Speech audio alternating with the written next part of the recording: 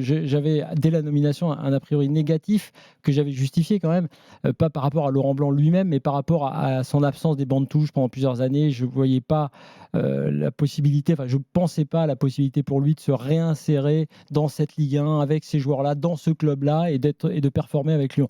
C'était peut-être sans doute trop sévère, trop tôt, parce que je n'avais pas jugé sur pièce. C'était faux surtout.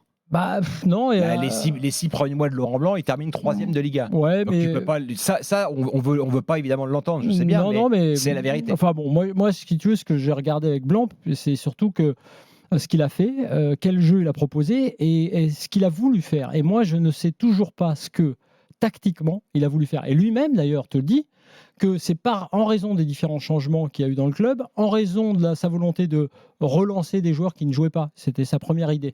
Il s'est dit, pourquoi pas, après tout, Boateng, Dembélé, je me souviens, bon, ça n'a pas marché. Sûr. Pour des jeunes joueurs, je le répète, pour le cas Barcola, que ce n'est pas lui, bien sûr, c'est lui qui l'a fait jouer, il était entraîneur, mais il n'était pas spécialement emballé, alors qu'à Lyon, tout le monde voulait le faire monter, mais les circonstances, et notamment le cas Toko Ekambi, ont propulsé Barcola sur le devant de la scène. Je ne trouvais pas que cet entraîneur-là, avec ce club en transition et avec ces jeunes joueurs-là, pouvait faire la maille. Et ensuite, effectivement, je pense que ses relations avec les joueurs, cette fameuse scène du début qui ne lui est pas imputable, hein, c'est plutôt les générations de joueurs qui ont changé avec ces joueurs qui se lèvent et ceux qui restent assis. C'est ce problème générationnel. Ah oui, la fameuse scène de côté. Ouais, mais c'est une scène très intéressante. Alors là, c'est vraiment pas par rapport à Blanc. On parlera d'ailleurs. Tiens, faites-moi penser à propos de Thierry Henry tout à l'heure. C'est intéressant, effectivement, cette scène. Et donc, j'ai juste pensé qu'il y avait comme un décalage. Et ce décalage, je l'ai ressenti alors parce que j'ai cherché à savoir ce que voulait faire Blanc, parce que j'ai remarqué assez rapidement qu'il n'avait pas l'air convaincu lui-même par le fait d'être revenu et d'avoir vraiment envie de le faire, et convaincu définitivement qu'il fallait qu'il arrête quand effectivement il a joué ce petit jeu de communication très bizarre. Je ne vais pas m'étendre, on en a beaucoup parlé dans l'after, sur le côté, ce que je trouve effectivement, et Textor a eu raison de le souligner, déplacé de la part d'un salarié du club, de dire bah oui, il faut peut-être changer l'entraîneur quand on en est là, bah oui, vous connaissez à Vincent Duluc, bah oui, vous connaissez le contexte, Vincent. Donc en gros, depuis quelques semaines, rien n'est de la faute du coach, c'est de la faute du contexte, et il a raison, le contexte, il est particulièrement explosif, c'est de la faute du mercato qui n'avance pas, c'est de la faute des gens. Ok, moi je dis juste, il y a quand même une équipe, il y a maintenant des recrues, et je dis effectivement ce soir, il ne faut pas attendre pour changer. Il faut maintenant que Laurent Blanc arrête, il faut que l'OL arrête avec Laurent Blanc. Je pense que les deux parties s'en trouveraient bien. Le Blanc, parce que je ne crois pas que fondamentalement, il ait l'envie, le courage, l'énergie pour remonter la pente avec les quelques recrues qui sont arrivées, même si dans le discours, il a un peu changé depuis l'avertissement de Textor. Et pour Lyon, parce que cet effectif, il faut arrêter de dire que ça ne va pas marcher, puisque c'était un peu la musique qu'on entendait. Il y a maintenant un effectif qui est ce qu'il est. Lyon ne joue plus la Coupe d'Europe depuis plusieurs saisons. Lyon va devoir se sauver pour ne pas subir un destin à la Saint-Etienne ou à la Bordeaux. Donc pour cela, tu peux le faire. Tu actes qui joue le maintien.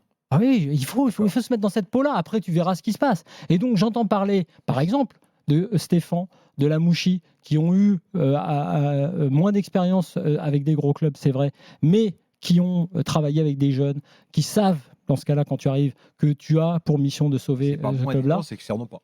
Non, mais ils ont travaillé avec des effectifs, avec Rennes. Oui, mais ce standing, de cette dimension, de ce budget-là. Il faut oublier ça. Moi, je dis maintenant, prenons les choses concrètement.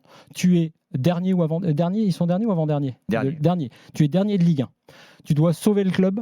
Donc, tu as un effectif. Là, que tu t'appelles Blanc, Lamouchi ou Stéphane, tu peux sauver l'OL avec cet effectif. Il faut arrêter de dire que c'est un effectif catastrophique, c'est pas vrai. Que tu dis, parce que le paradoxe de ce que tu dis, c'est que tu dis il faut changer l'entraîneur maintenant. Et que tu dis que t'es Pierre-Paul Oujac, ils vont réussir ce défi-là. Pas Blanc, un discours. Blanc, enfin attention, tu viens de citer Blanc. Oui, mais pas Blanc, non, justement. Tu enlèves Blanc, donc tu dis qu'avec Blanc, ils ne peuvent pas se maintenir. Non, je dis que Blanc n'a pas l'énergie, l'envie, il n'est pas venu pour ça.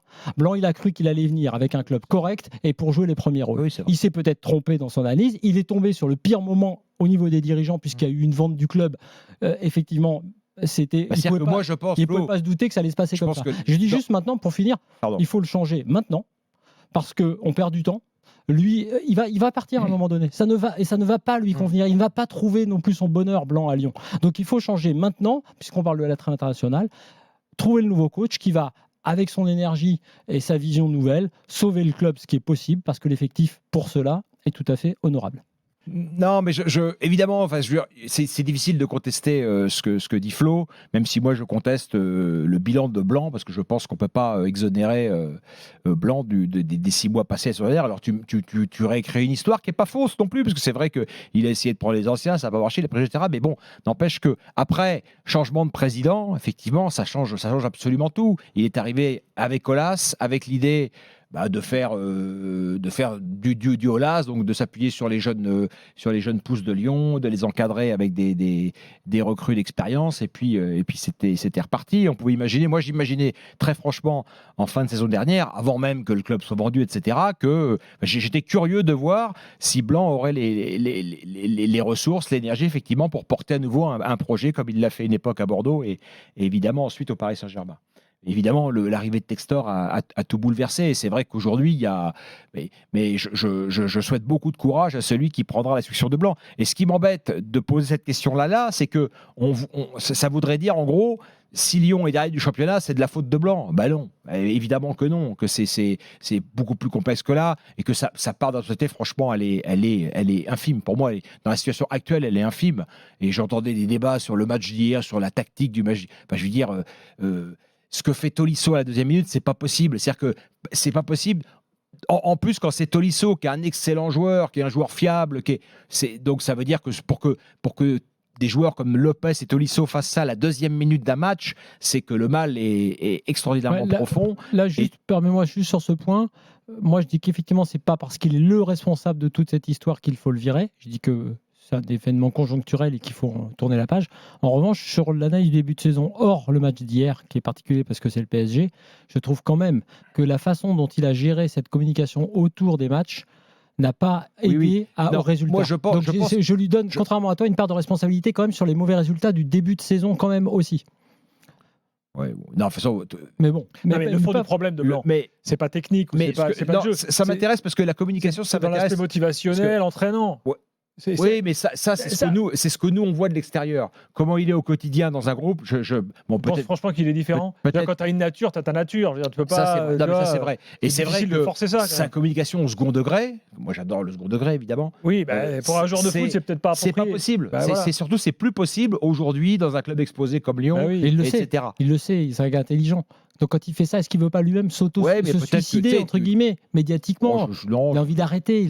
Et puis l'autre doute que j'ai fort sur lui, c'est que je pense qu'effectivement, il n'a pas faim.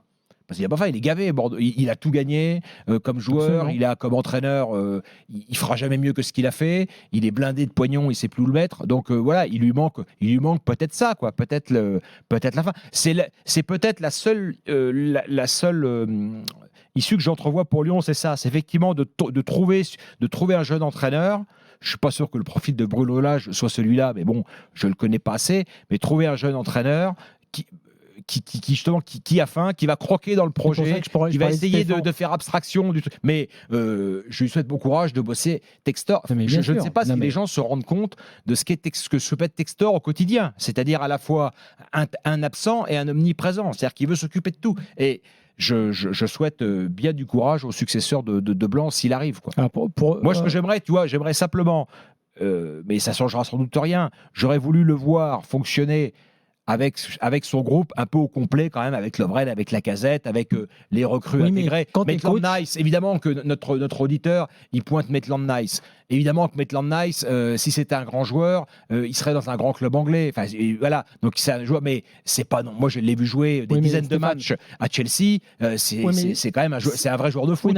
Cette défense-là que tu prends pour défendre Laurent Blanc, là en l'occurrence le groupe, je trouve que lui, c'est trop retranché derrière ça.